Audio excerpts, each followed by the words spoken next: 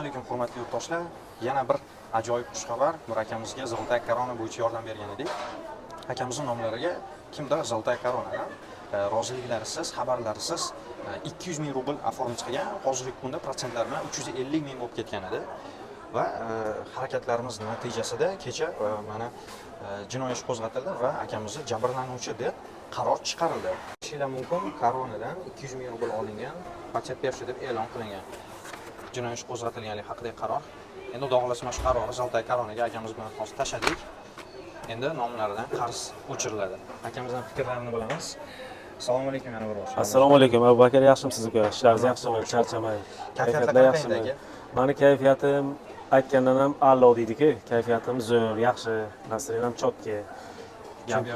Yurtdoshlarimizga bir qisqa qilib tushuntirib bersangiz, chunki shu holat bo'yicha qiynalib turganlar ko'pda.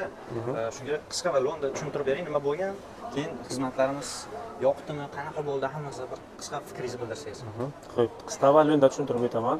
Xo'p, qaranglar, aziz musofirdagilar, men tushuntiraman. Men nomda bir o'g'aynim mendan ruxsatsiz 200 ming rubl mikrozaym оформить qilgan Zolotoy Korona предложениesidan.